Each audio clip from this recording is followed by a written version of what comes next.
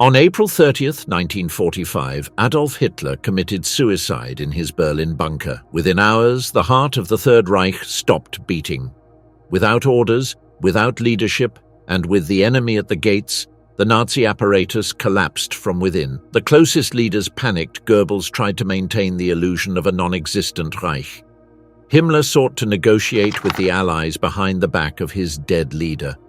In the north, Dönitz declared himself successor while the remnants of the army continued fighting for a regime that no longer existed. Chaos replaced obedience, and fanaticism gave way to betrayal. Who took control of the Reich after Hitler's suicide? How did the men who had sworn absolute loyalty react?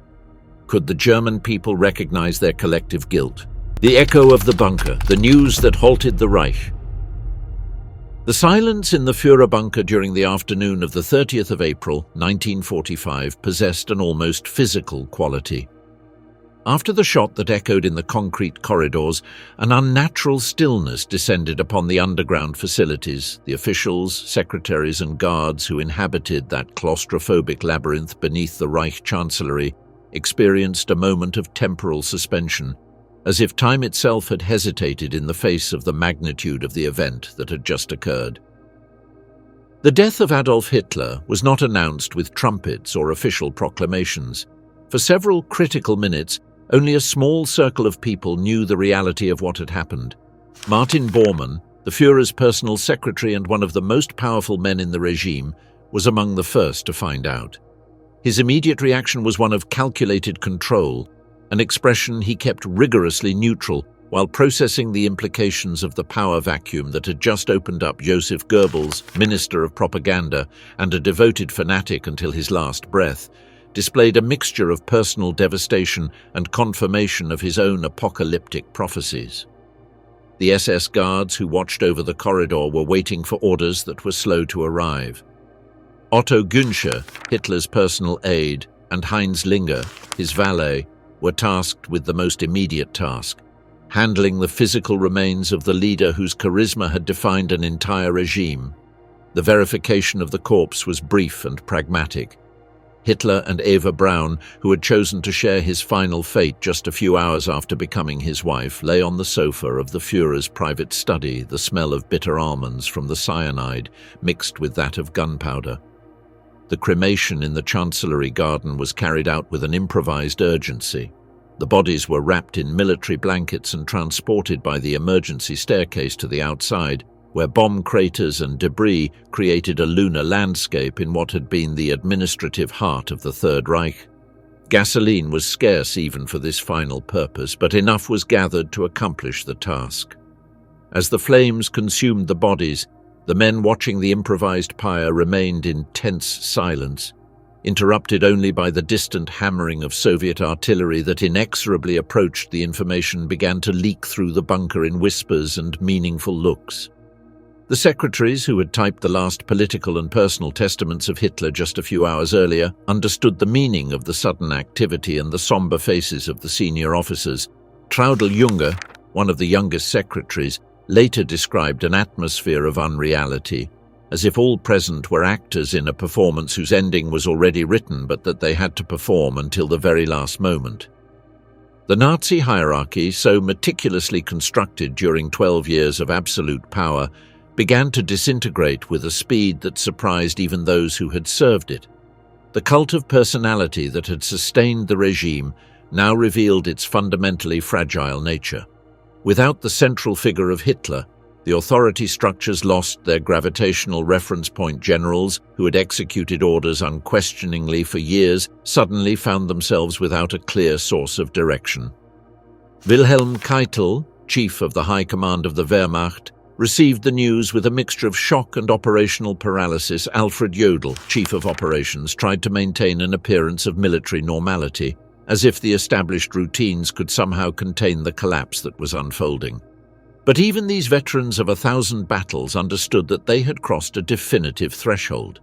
The Reich they had served no longer existed in any meaningful sense. Although it would take days for this reality to manifest officially, the panic was neither immediate nor universal. Instead, what descended upon the bunker was a sort of grim resignation, particularly among those who had been closest to Hitler during his final days. They had observed his physical and mental deterioration, the transformation of the charismatic speaker into a prematurely aged man who shuffled and trembled uncontrollably. The suicide, when it finally occurred, was not so much a surprise as a confirmation of the inevitable. The hours that followed were a study in human behavior under extreme pressure. Some members of the bunker began making frantic escape plans, aware that the Soviets were a few hundred meters away and that capture would almost certainly mean execution or decades in the labor camps of the Gulag. Others seemed paralyzed by indecision, unable to conceive of a future beyond the concrete walls that surrounded them. A third group, the smallest but most fanatical, began to prepare to follow their leader's example. Communication with the outside world had become sporadic. The telephone lines worked intermittently, and the radio system was under constant threat from Soviet interference. However, messages began to leave the bunker, bringing the news to the other Nazi power centers that still functioned. Each of these messages represented a decision on how to present the event, which version of the facts would be official, how to maintain some form of governmental continuity amidst the absolute chaos. Martin Bormann assumed the role of coordinator of this impossible transition. His political instinct, honed over years of palace intrigues, dictated that he should attempt to maintain some form of structure, even if only to preserve his own position. However, even Bormann, with his legendary skill for bureaucratic manipulation, had to acknowledge that he was managing not a transition of power, but a funeral. The Third Reich he had known was dying in real time, and no administrative maneuver could reverse that fundamental reality. The night fell over Berlin, and with it came a deeper understanding of what had occurred. In the bunker, the electric lights flickered with the irregular energy of the emergency generator. Those who remained awake did so in small groups, speaking in low voices or simply sitting in silence. Some wrote farewell letters they knew would never be delivered. Others drank from the alcohol supply that was still left, seeking temporary numbness against the horror of their situation. The echo of the shot that had ended Hitler's life reverberated beyond the walls of the bunker. In the streets of Berlin, the German soldiers who still resisted now did so without a clear purpose. The propaganda had promised miraculous weapons that would change the course of the war, but those promises had been revealed as fantasies. The civilian population, hidden in basements and makeshift shelters, awaited the end with a mixture of terror and relief. The regime that had transformed Germany into a formidable power had also led the country to the most complete destruction it had experienced in its history. The Nazi war machine, so meticulously constructed and seemingly invincible during the first years of the conflict, was now revealed to be fundamentally dependent on the will of a single man, with that will extinguished. The gears began to stop, not in an orderly manner, but with the grinding of metal against metal, with explosions of residual energy and sudden collapses. The bunker, that fortified refuge supposed to protect the Nazi leadership from Allied bombs, had become a tomb for the ambitions of a regime that had promised 1,000 years of domination. The transformation of the bunker from command center to an improvised mausoleum occurred in a matter of hours. The military situation maps that covered the walls, marked with positions of phantom divisions and imaginary counter-offensives, remained hanging as reminders of the final disconnection between reality and Nazi fantasy. The rooms that had housed conferences where the fates of millions were decided now contained only silence, occasionally interrupted by distant explosions. The stale air of the underground complex, always laden with the smell of dampness and diesel from the generators, took on a new funerary character. For those who remained in those narrow corridors, each breath seemed more difficult, not for lack of oxygen, but for the psychological weight of witnessing the absolute end of an empire that had promised eternity. Goebbels and the Cult of Ruin, the decision to die alongside the Führer. Joseph Goebbels had built his entire life around the worship of Adolf Hitler. For the Minister of Propaganda, Hitler was not simply a political leader or a military commander. He was the embodiment of a historical ideal, an almost messianic figure whose will was to transform the fate of European civilization.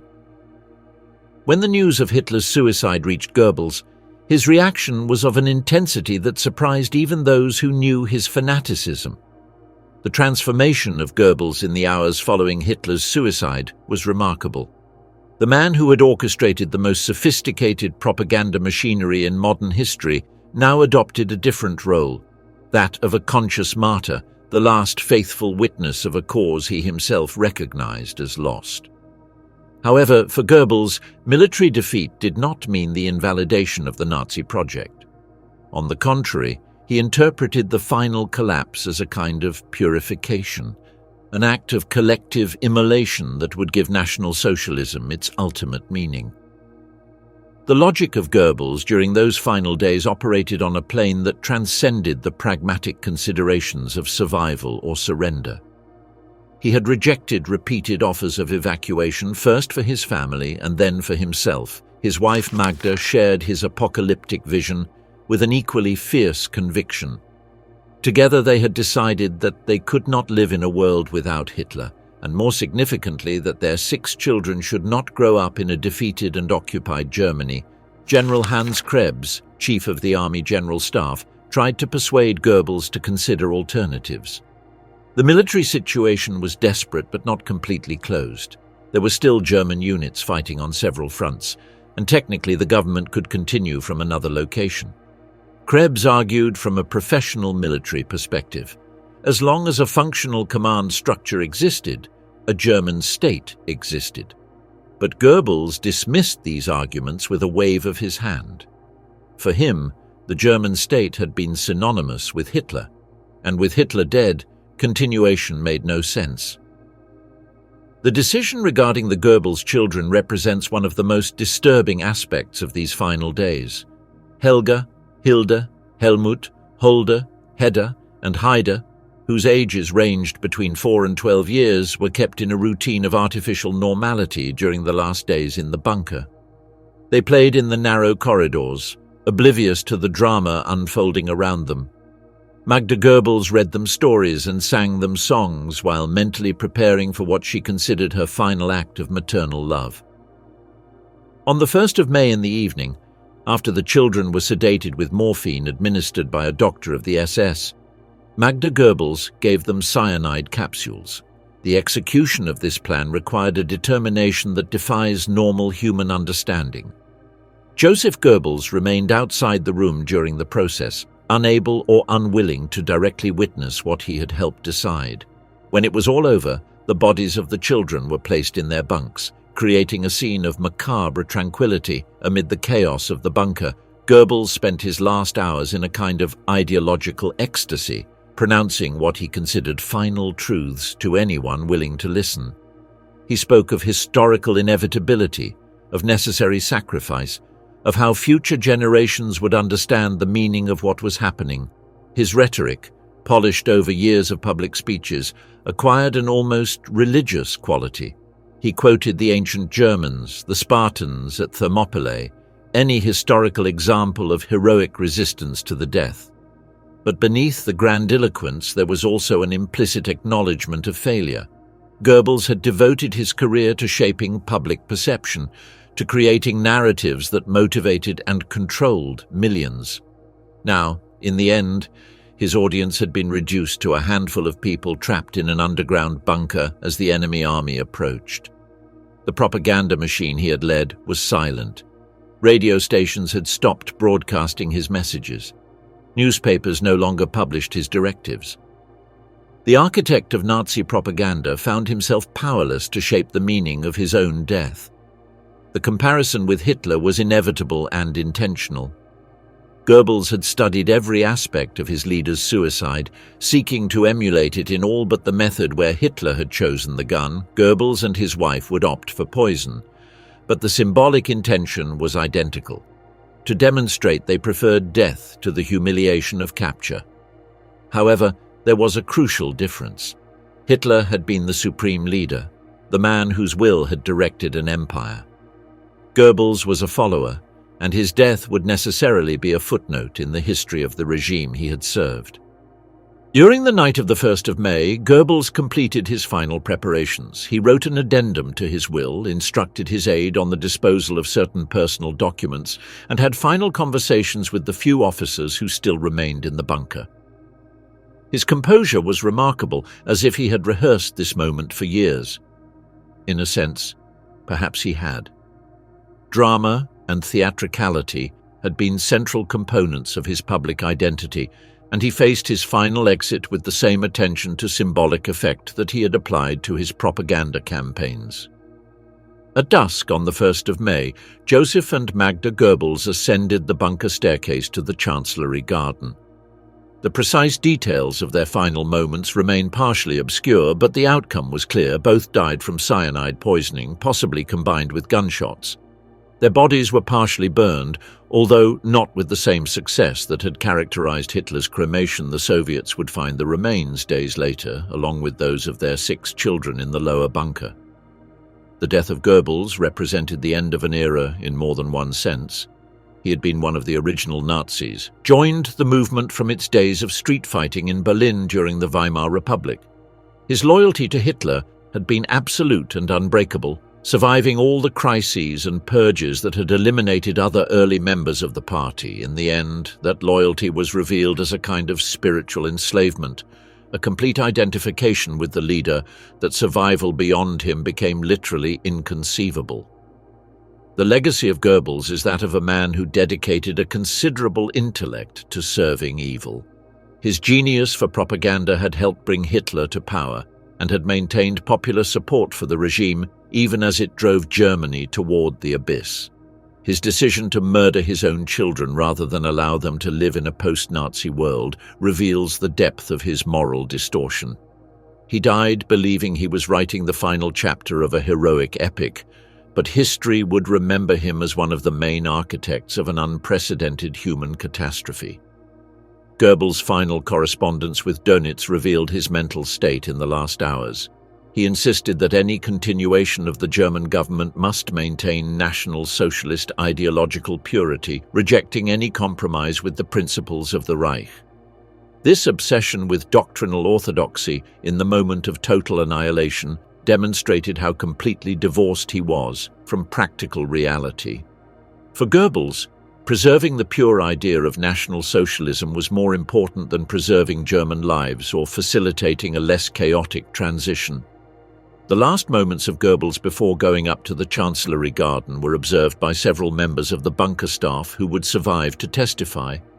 They described him as strangely calm, almost serene, sharply contrasting with the nervousness and panic that characterized others in the underground complex. He formally said goodbye to those who remained, shaking hands with protocolar stiffness.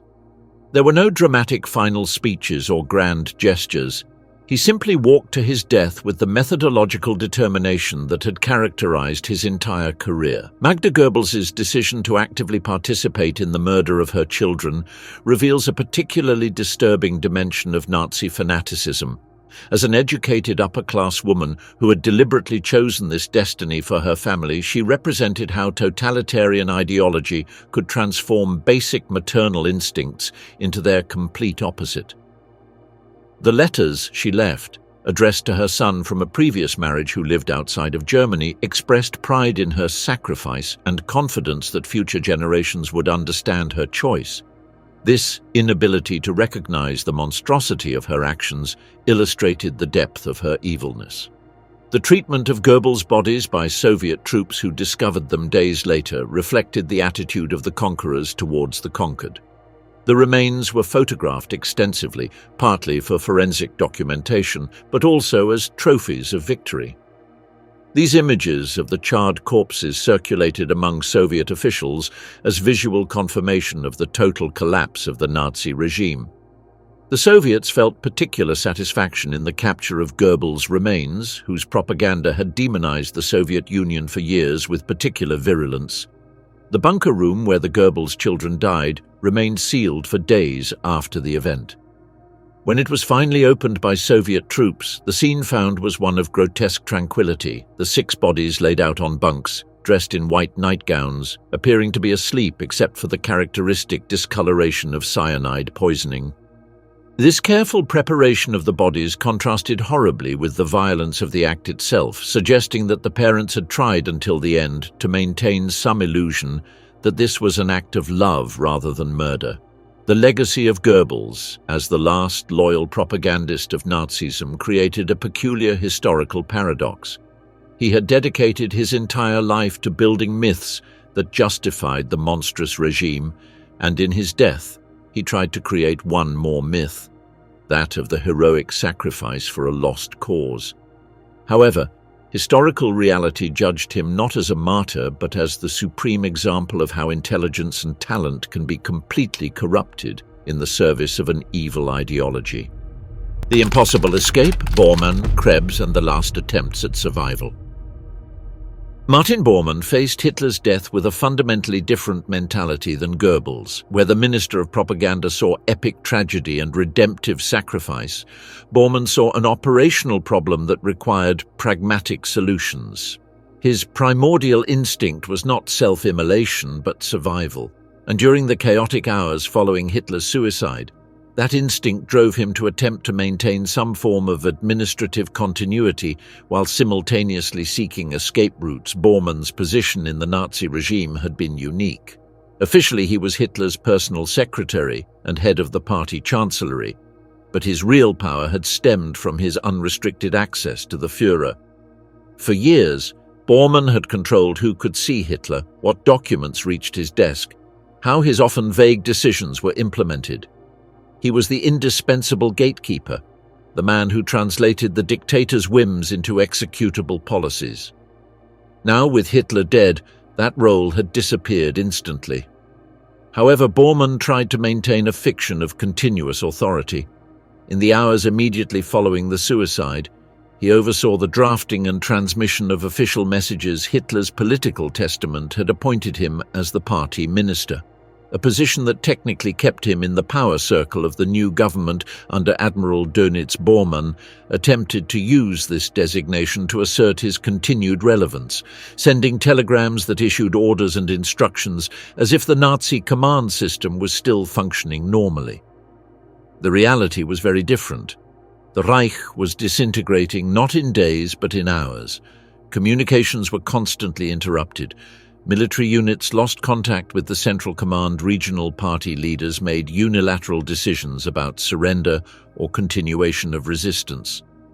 Bormann's attempt to maintain central coordination was like trying to conduct a symphony while the concert hall collapsed around him. Hans Krebs, the general who had assumed the position of Chief of the General Staff just a few days before, faced his own impossible dilemma. Militarily, the situation was desperate beyond any reasonable hope. Berlin was surrounded by Soviet forces superior in number, and weaponry attempts to break the encirclement had repeatedly failed. The German soldiers who were still fighting did so with limited ammunition, without air support, and against an enemy that had awaited this moment for 4 years of brutal war. Krebs proposed an approach that was simultaneously military and political, to try to negotiate an armistice with the Soviets. Not an unconditional surrender, which was what the Allies had consistently demanded, but some kind of agreement that would allow the German forces to lay down their arms in an orderly manner. The military logic was clear. Each additional hour of combat meant more deaths without any strategic purpose. The city was lost, the country was lost. Continuing the fight was simply multiplying the suffering. During the night of the 30th of April to the 1st of May, Krebs crossed the lines into the Soviet positions under a white flag. His mission was to meet with high-ranking Soviet commanders and explore the possibility of negotiations. It was an almost medieval gesture in its formality, a general of a defeated army seeking honorable terms of surrender. He carried with him the official news of Hitler's death, information that the Soviets had suspected but not confirmed. The negotiations were brief and clarified the impossibility of the German situation. The Soviet commanders, acting under instructions from Moscow, made it clear that they would only accept unconditional surrender. There would be no special terms, no concessions to German military pride. The German forces had to lay down their arms and submit to Soviet occupation. Any other option meant the continuation of the fight until total destruction. Krebs returned to the bunker with this inescapable reality. The reaction in the bunker was one of grim resignation. Goebbels had already made his decision to die with his family. Bormann, however, was still looking for alternatives.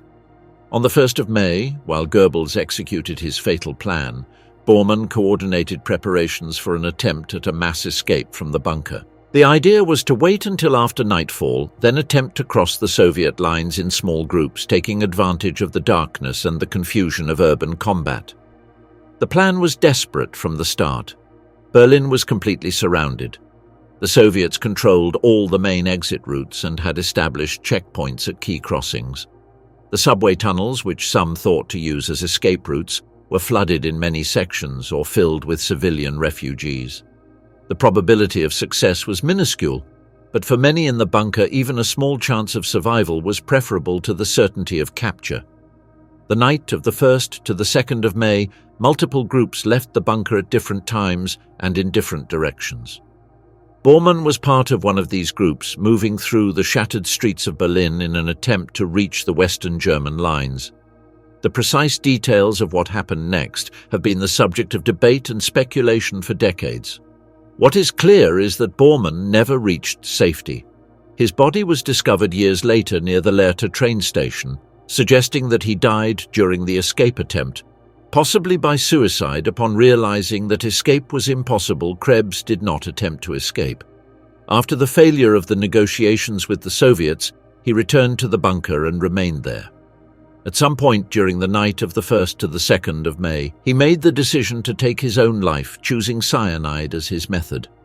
For a career officer who had served the German army with distinction for decades, the prospect of Soviet capture was intolerable. He knew too much about the German atrocities on the Eastern Front to expect any kind of merciful treatment. The escape attempts from the bunker revealed the complete disintegration of Nazi order groups of officers and soldiers who just days earlier had operated within a strict military hierarchy were now acting as desperate individuals seeking personal salvation. Ranks had lost their meaning. Generals mingled with privates in the escape. Uniforms were discarded or exchanged for civilian clothes. The military pride that had been a core component of Nazi identity evaporated in the face of the basic imperative of survival. The majority were not successful. The Soviets captured hundreds of Germans during those chaotic days. Some were immediately identified as members of the Nazi leadership and separated for intensive interrogations. Others blended in with the masses of ordinary prisoners of war, hoping to escape identification. A few managed to disappear into the chaos of post-war Germany, assuming false identities and living in anonymity for years or decades. The bunker itself was finally abandoned. The last defenders, understanding the futility of their position, simply stopped fighting. When the Soviet troops finally entered the underground facilities on the 2nd of May, they found an apocalyptic scene. Bodies in various states of decomposition, burned documents, empty rooms that still contained the remnants of the life that had unfolded there for weeks. It was a monument to futility, a physical testament to how a regime that had promised greatness had ended in squalor and defeat. The documentation that Bormann tried to destroy in the final hours of the bunker revealed the extent of his bureaucratic control over the Reich. Entire boxes of correspondence, financial orders, and administrative directives were hastily burned in the incinerators of the complex. However, the haste and chaos resulted in incomplete destruction. The Soviets would eventually recover charred fragments that provided evidence of the network of power that Bormann had woven over the years. These documents showed how he had manipulated access to Hitler, filtered information, and built parallel bureaucratic empires that gave him control over vital aspects of the Nazi state. General Krebs, during his negotiation mission with Chuikov, carried with him a copy of Hitler's political testament. He presented it as if it had significant diplomatic weight, as if naming a successor could somehow preserve the legitimacy of the collapsing regime. The Soviet officers examined the document with a mix of historical curiosity and political disdain. For them, it represented complete irrelevance. The Reich had no authority to transfer, no government to continue. The German insistence on formal procedures while their capital burned around them seemed to the Soviets to be the ultimate characteristic of German bureaucratic rigidity taken to absurd extremes. The Berlin metro tunnels through which Bormann and others attempted to escape had become crowded refuges for thousands of civilians. Whole families lived on platforms, sleeping on suitcases that contained their remaining possessions. The passage of armed SS groups and Nazi officers attempting nighttime escape caused terror among these refugees, who feared that their presence would attract Soviet violence. Between denial and panic, the hierarchs in exile and the front. Beyond the claustrophobic confines of the Führerbunker, other Nazi leaders faced their own crises of identity and survival upon receiving news of Hitler's suicide, geographically dispersed but united by years of service to the regime. These men reacted in ways that revealed both their individual characters and the fundamental fragility of the system they had built. Admiral Karl Dönitz received the telegram informing him of his appointment as Hitler's successor at his headquarters in Flensburg near the Danish border. The news of the appointment arrived before the confirmation of Hitler's death, creating a moment of administrative confusion. Dönitz, commander of the Kriegsmarine and architect of the German submarine warfare, was a professional military man of the old school. His loyalty had been to the concept of Germany rather than to the Nazi ideology specifically. Although he had served the regime without apparent question for years, Dönitz's initial reaction was disbelief followed by pragmatic acceptance. He understood that he had been appointed not to continue the war, but to manage the inevitable surrender. German forces were collapsing on all fronts. The territory controlled by the Reich had been reduced to isolated pockets. The Western Allies and Soviets were converging from opposite directions. There was no realistic military possibility of reversing the defeat. However, Dönitz tried to maintain some semblance of functional government. He appointed a cabinet that included some respectable military figures and deliberately excluded the most ideologically committed Nazis. His strategy was to present a German government that could negotiate surrender terms that were somewhat less than completely humiliating. He particularly hoped to preserve the ability of the German army to surrender to Western forces rather than to the Soviets, a distinction he considered crucial. Heinrich Himmler, Reichsführer of the SS, and one of the most powerful men of the regime, was in a completely different position. For weeks before Hitler's suicide, Himmler had been involved in secret negotiations with Allied representatives, attempting to position himself as a reasonable alternative to the Nazi leadership. These negotiations, when Hitler learned of them, had resulted in Himmler's expulsion from the party and the order for his arrest. When Himmler received the news of Hitler's death, his reaction was complex. On one hand, he was freed from the arrest order that hung over him. On the other hand, he realized that his attempts to negotiate with the Allies had been fundamentally naive. The Western powers had no interest in dealing with the architect of the Holocaust, no matter what promises he might make. Himmler was one of the most wanted men in the world, responsible for crimes of a magnitude that defied understanding. For days, Himmler roamed northern Germany with a small retinue of loyal followers, using false identity documents and trying to avoid capture. His plan, to the extent there was one, seemed to be simply to survive day by day, while considering options that became more limited with each passing hour. Eventually, he was captured by British troops who, ironically, did not initially recognize him. Only when the authorities began to examine recent prisoners more closely was his identity discovered. Realizing that the game was over, Himmler committed suicide with a cyanide capsule he had kept hidden, denying the Allies the opportunity to try him publicly. Hermann Göring presented a remarkable contrast with the other Nazi leaders in these final days. Once the second most powerful man in the Reich, designated heir to Hitler, commander of the Luftwaffe and central figure of the Nazi inner circle, Göring had fallen from grace during the last years of the war. The failure of the German Air Force to prevent the Allied bombings over Germany had eroded his position, and his morphine addiction and luxurious lifestyle had progressively distanced him from the harsh realities of the conflict.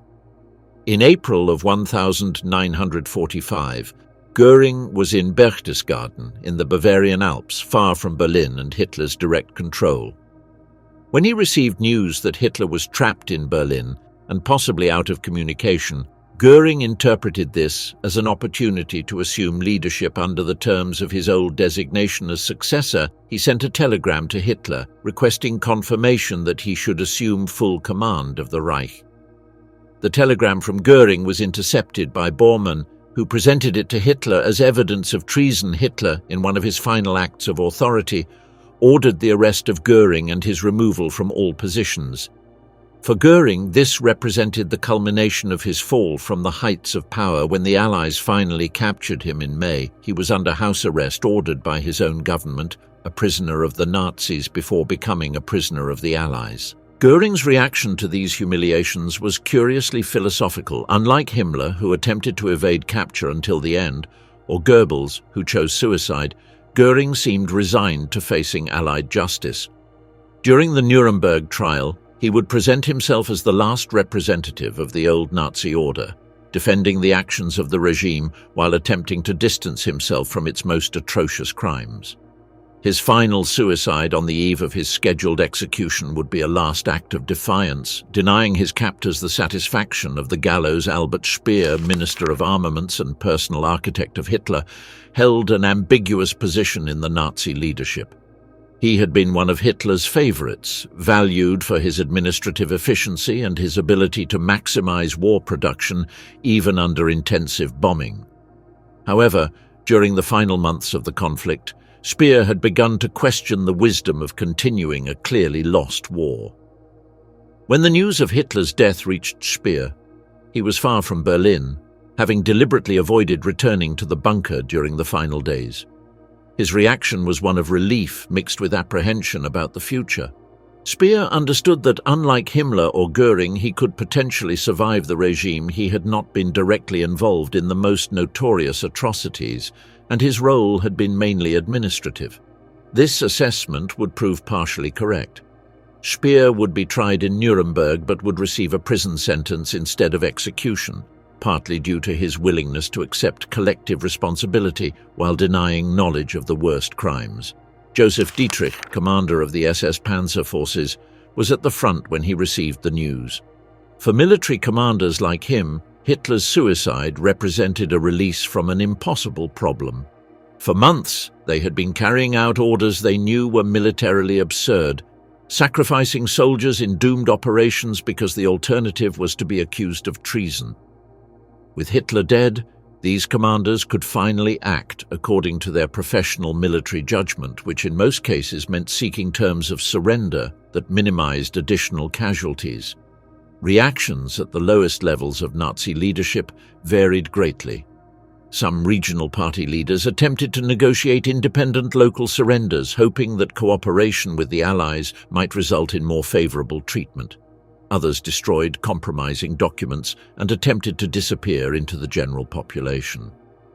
A small number of true fanatics tried to organize continued resistance, talking about a guerrilla struggle that would continue even after formal surrender. The geographical dispersion of the Nazi leadership during these last days reflects the disintegration of the regime. What had been a centralized and efficient command structure had fragmented into multiple competing centers of authority, each operating according to its own assessment of interests and possibilities. Telegrams went back and forth with contradictory orders.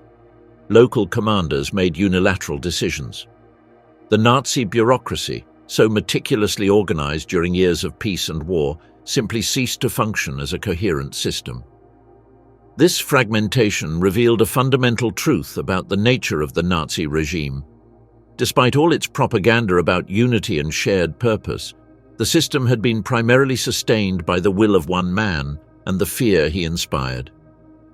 Without Hitler, personal loyalties and individual ambitions quickly surpassed any shared ideological commitment. The Nazis were not a monolithic bloc, but a fragile coalition of diverse interests, united as much by opportunism as by conviction.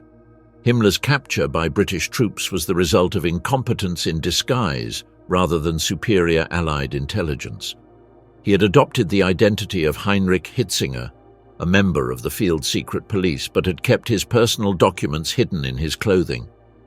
When British guards stopped him at a routine checkpoint near Bremerwörde, his nervous behavior and the patch over his left eye, an awkward attempt to alter appearance, aroused suspicion.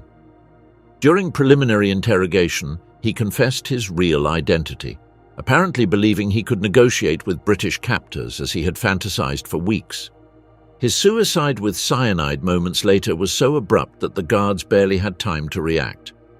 The Alpine complex of Göring in Berchtesgaden, when it was finally captured by United States troops, revealed the extent of his systematic looting of Europe. Underground storerooms contained artworks stolen from museums and private collections throughout the continent.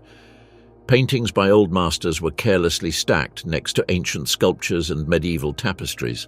United States soldiers meticulously photographed this stolen treasure before beginning the process of cataloguing and eventual restitution. Göring had envisioned these possessions as the foundation of a personal museum that would establish his cultural legacy. Instead, they became material evidence of systematic Nazi plunder.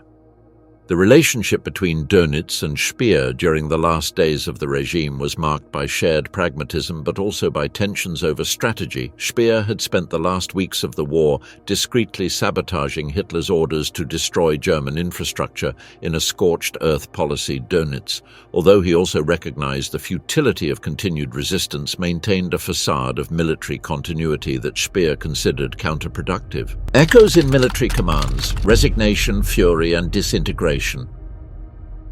The death of Hitler resonated differently among the military commanders who still had forces in the field. For these men, career officers whose professional identities had been formed long before the Nazi rise to power, the suicide of the Führer presented dilemmas that were simultaneously military, ethical, and deeply personal. Field Marshal Ferdinand Schörner commanded Army Group Center in Czechoslovakia. When the news arrived, Schörner was known as one of the most fanatically Nazi generals, a man who had embraced the ideology with unusual fervor for an officer of his rank. His response to Hitler's suicide was to continue the fight with unchanged intensity.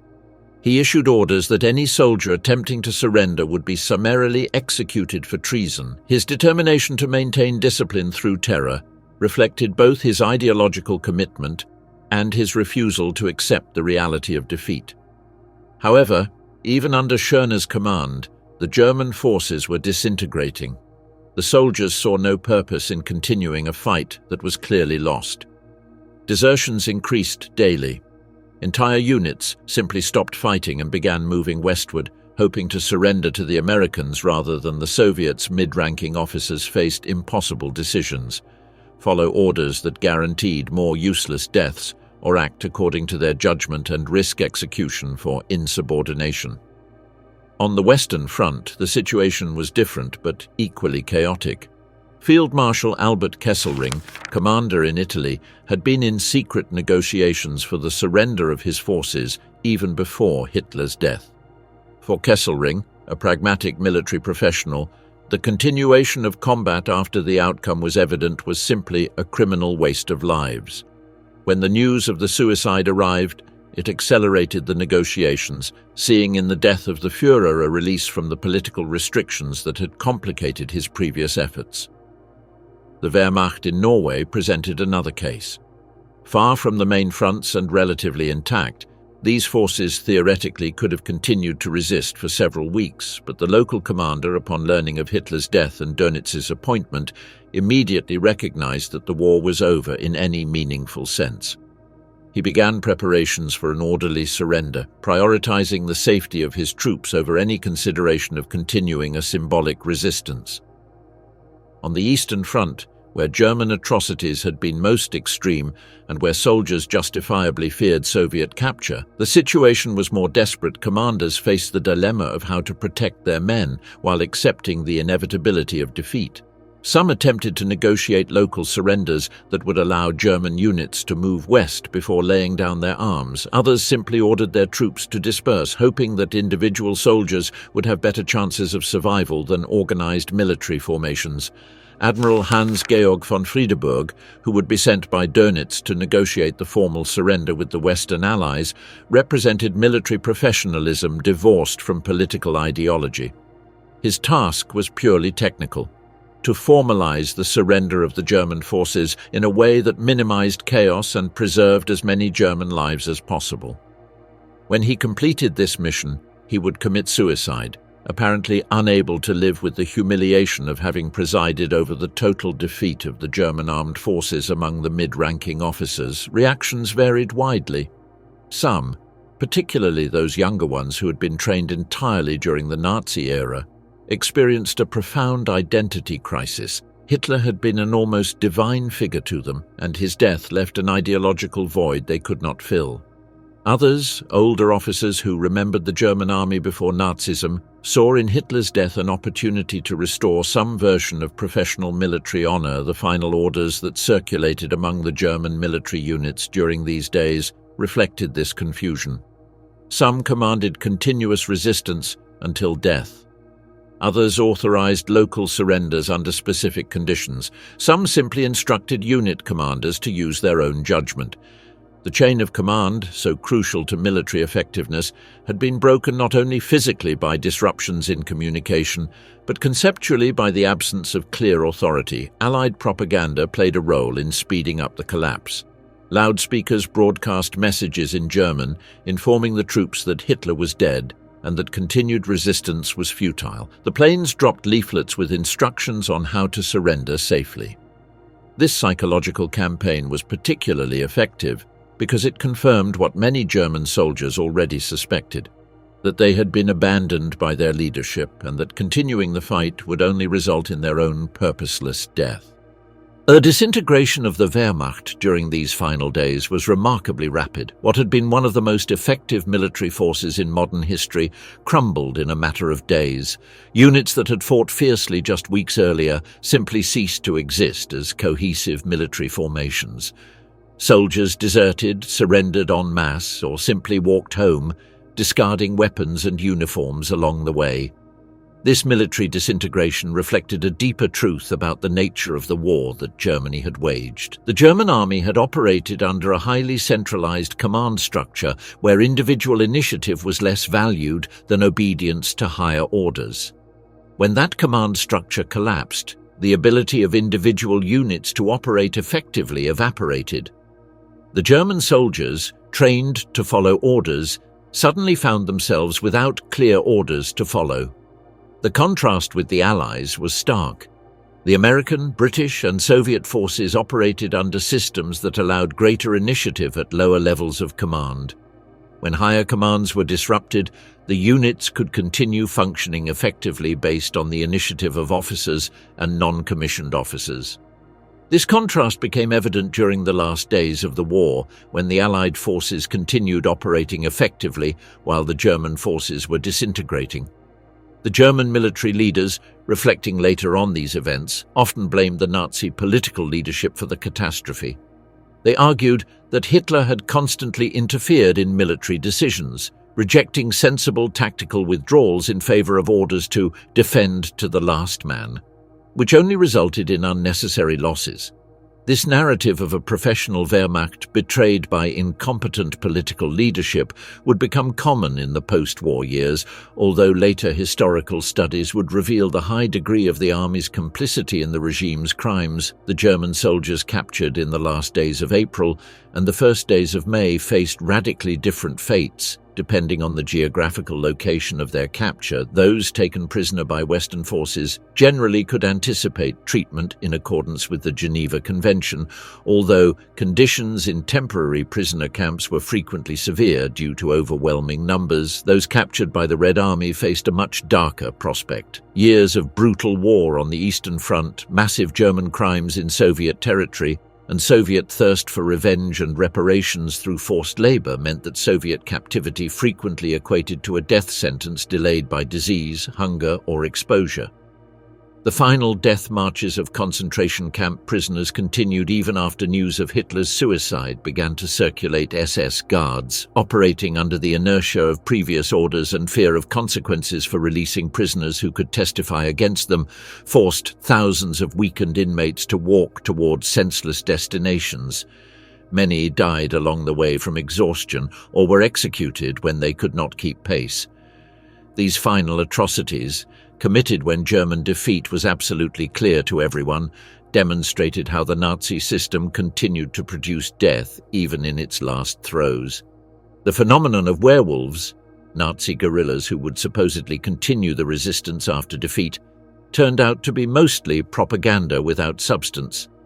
Although Goebbels had extensively promoted the idea of German partisan resistance that would make the Allied occupation unsustainable, few Germans had the stomach for such an undertaking after years of devastating war. The end of the myth, the surrender and the search for an absent leader. The period immediately following Hitler's suicide was marked by a peculiar contradiction. The Führer was dead, but his regime still attempted to function. Karl Dönitz, proclaimed as Hitler's successor according to the political testament of the deceased leader, established what he called the Flensburg government in the far north of Germany. This remnant administration controlled little more than the territory where it was physically located, surrounded by Allied forces and without real capacity to govern. Nonetheless, Dönitz insisted on maintaining the fiction of governmental legitimacy, holding cabinet meetings, issuing directives, and negotiating with the Allies as if he represented a functional sovereign state. The surrender of Germany proceeded in stages during the first week of May. On the 4th of May, Field Marshal Bernard Montgomery accepted the surrender of all German forces in northwest Germany, Holland, and Denmark.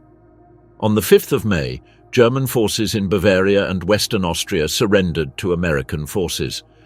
Finally, on the 7th of May, at Eisenhower's headquarters in Reims, France, General Alfred Jodl signed the instrument of unconditional surrender covering all remaining German forces. Stalin, dissatisfied with the surrender being signed first in the West, insisted on a separate ceremony in Berlin on the 8th of May, where Field Marshal Wilhelm Keitel ratified the capitulation to Soviet officers. During these surrender negotiations, the status of Hitler remained a subject of intense interest and speculation. The Allies were initially not completely sure he was dead. Dönitz's representatives in the negotiations confirmed his death, but without a definitively identified body, doubts persisted. The Soviets, who controlled the bunker area, carried out meticulous searches of Hitler's remains. On the 4th of May, Soviet troops located burned remains in the garden of the Chancellery, which they believed belonged to Hitler and Eva Braun. The Soviets extracted these remains and subjected them to extensive forensic analysis. The dental records provided convincing preliminary identification.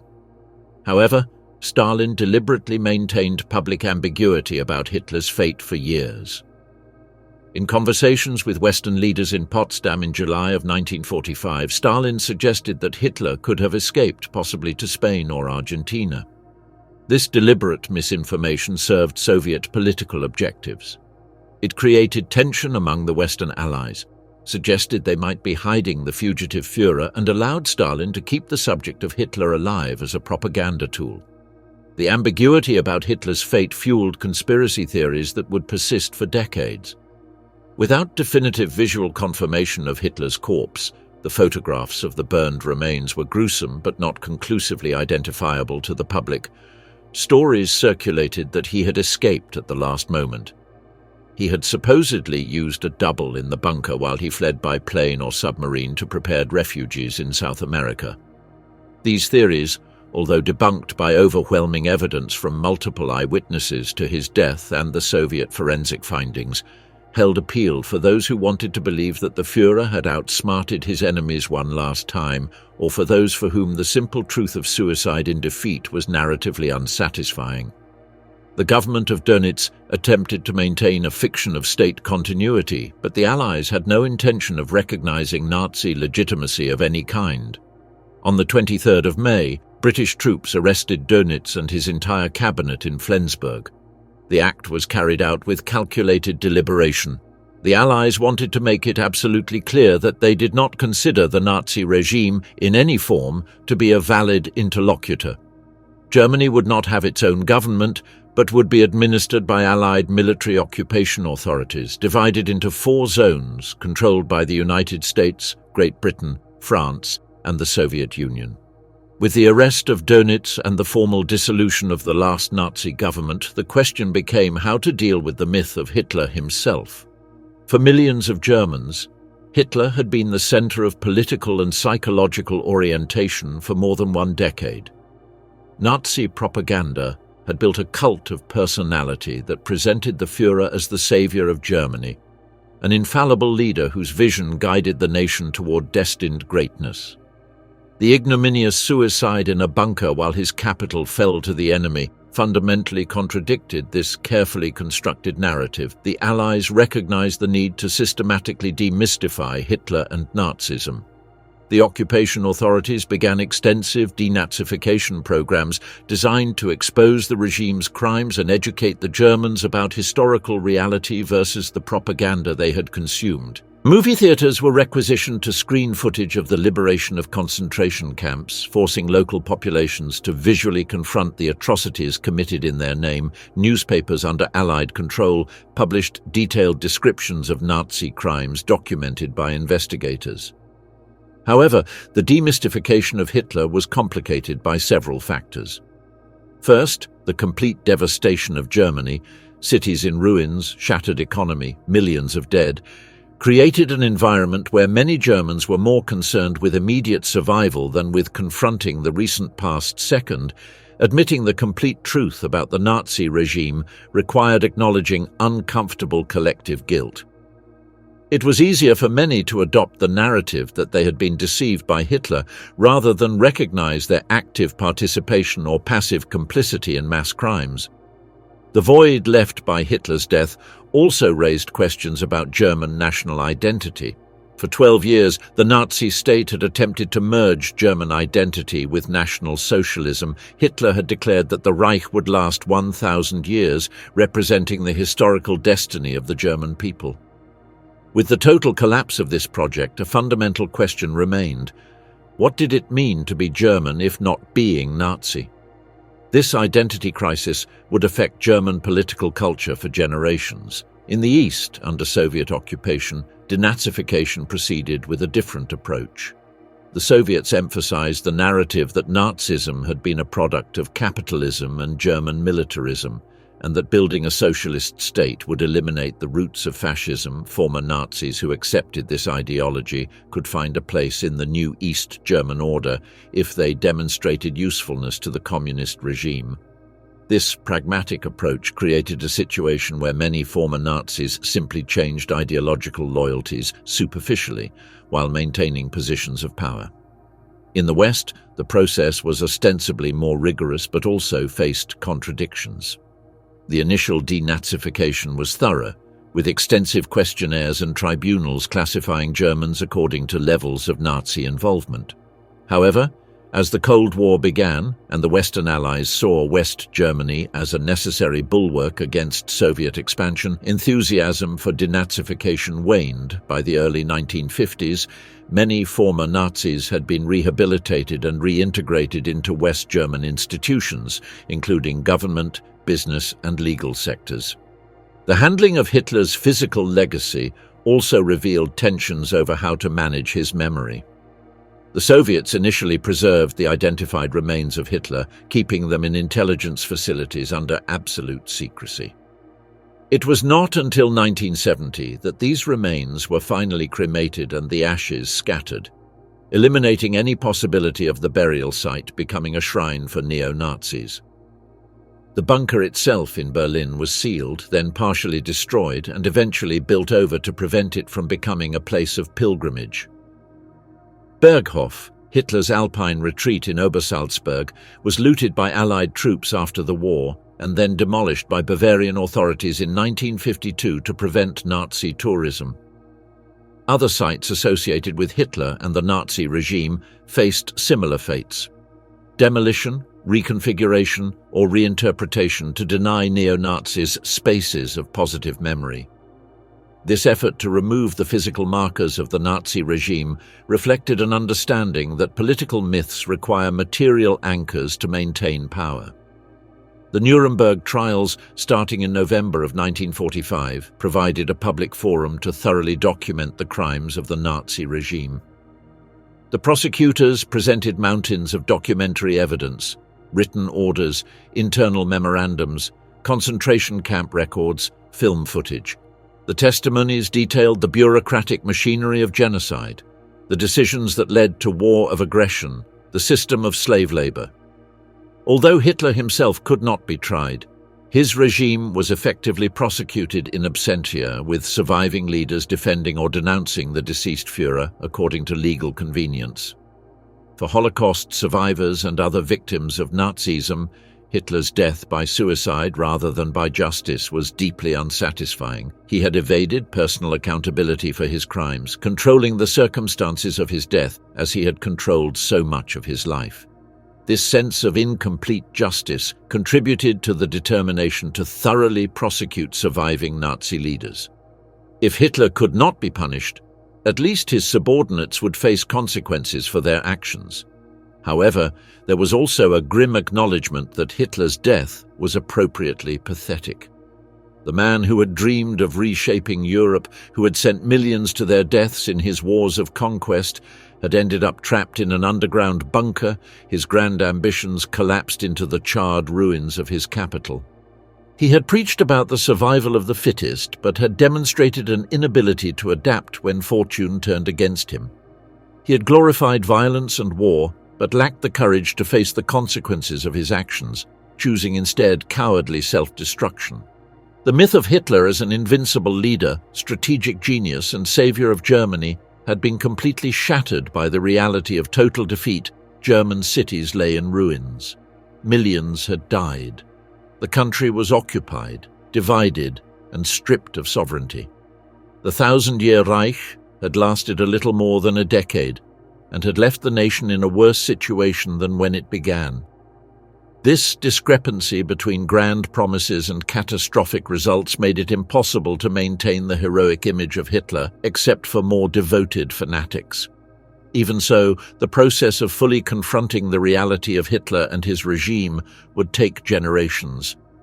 The Germans who had lived as adults during the Nazi period carried complex memories mixing personal experiences, periods of economic prosperity in the 1930s, initial military victories, sense of national purpose, with an increasing understanding of the monstrosity of the regime. Reconciling these contradictory narratives required painful psychological and cultural work that would continue long after the last physical remnants of Hitler were eliminated. The interrogations of Germans captured in days and weeks after the surrender provided Allied intelligence with a fragmentary but growing understanding of what had occurred in the final hours of the bunker. Testimonies often contradicted each other in specific details, products of momentary confusion, memory distortion, and in some cases, deliberate disinformation.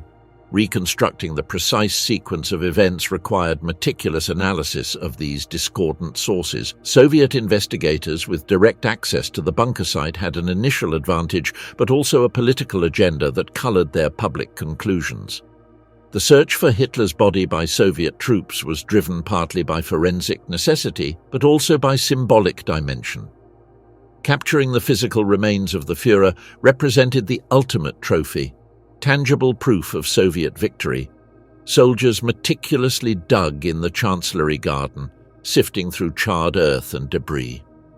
When they finally located remains they believed belonged to Hitler and Eva Braun, they were extracted with extraordinary care. A dental analysis provided a more reliable identification.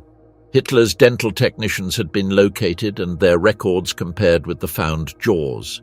The matches were convincing for Soviet forensic purposes, although the public ambiguity maintained by Stalin would continue to fuel speculation for years. The concept of an Alpine national redoubt where Nazis supposedly planned a final stand turned out to be mostly fiction from Allied intelligence.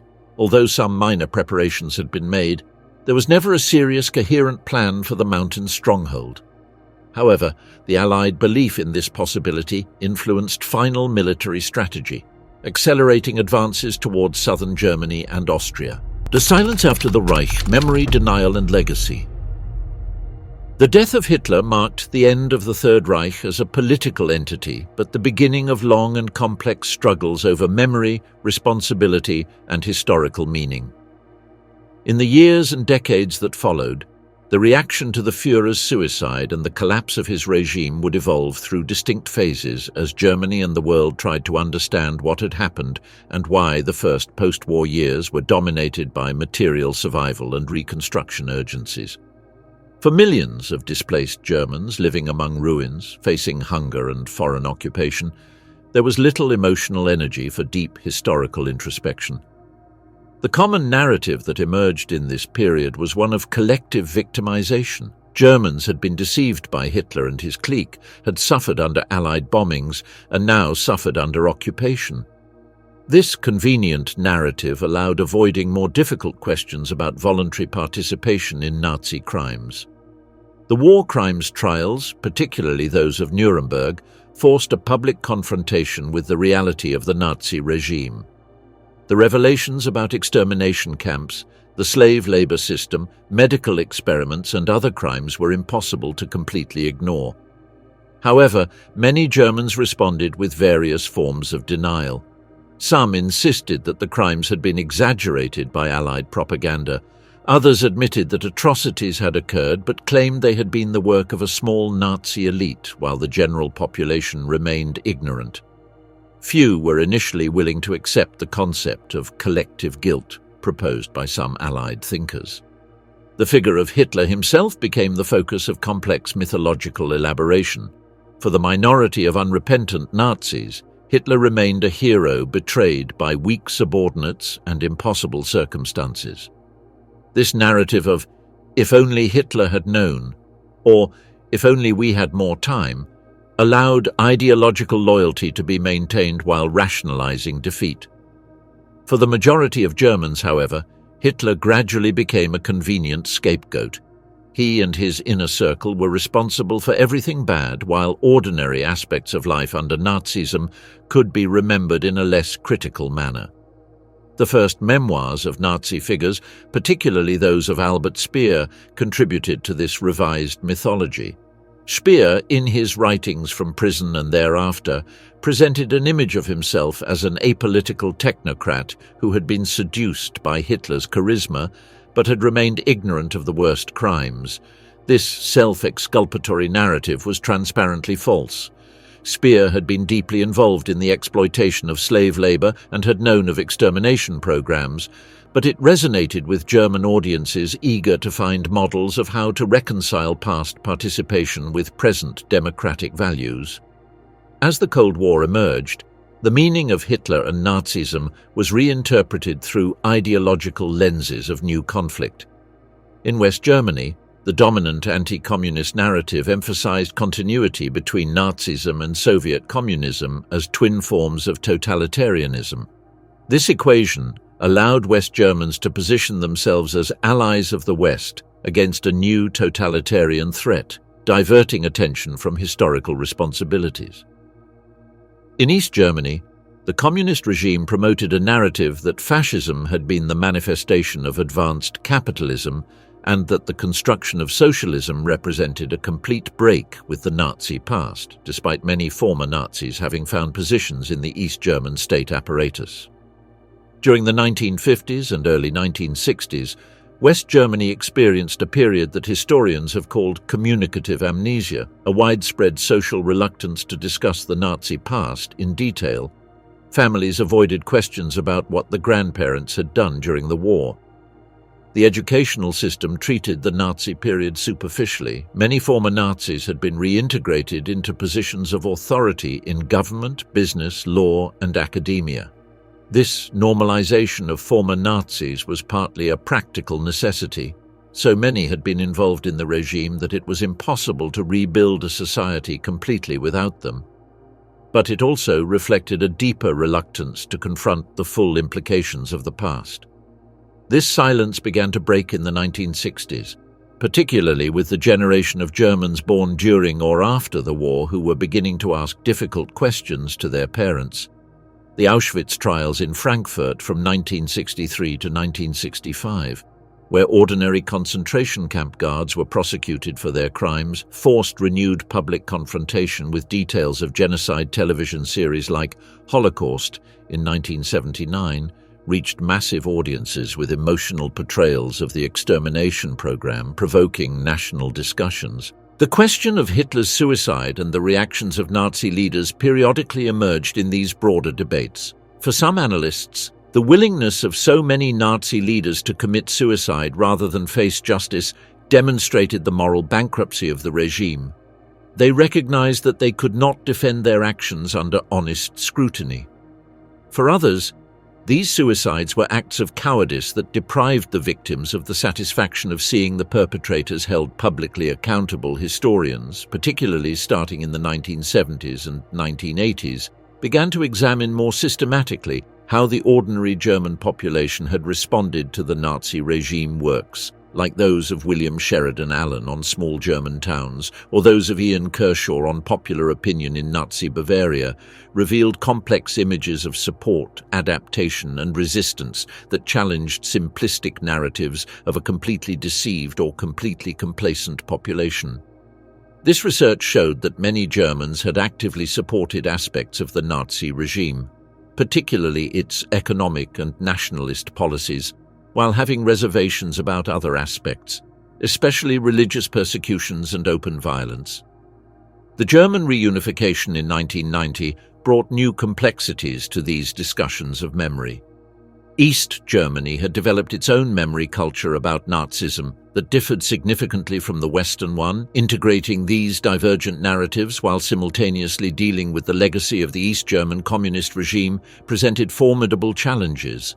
Debates on how to properly remember the past, which sites to preserve, which memorials to build, how to educate the younger generations, became increasingly sophisticated and occasionally contentious.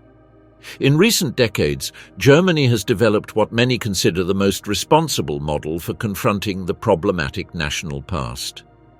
Memorials like the Holocaust Memorial in Berlin, inaugurated in 2005, provide spaces for reflection on crimes of the Nazi regime. Extensive educational programs ensure that German students learn in detail about the Nazi period. German politicians routinely acknowledge historical responsibility for the Holocaust and other Nazi crimes. This culture of active remembrance starkly contrasts with the silence or denial of early post-war decades. However, the persistence of neo-Nazi movements and far-right groups in Germany and globally demonstrates that the legacy of Hitler and his regime has not been completely neutralized. These groups often reinterpret Hitler's suicide and the final collapse of the Reich through lenses of betrayal or impossible circumstances, instead of recognizing inherent failures of Nazi ideology. The Internet has facilitated the dissemination of these revisionist narratives, allowing neo-Nazis to build communities that mutually reinforce distorted views of history. The broader meaning of reactions of Nazi leaders to Hitler's suicide lies in what they reveal about the nature of totalitarian power and personality cult. The instant collapse of the Nazi regime after Hitler's death demonstrated that the entire system had been built around a single individual rather than on sustainable institutional foundations.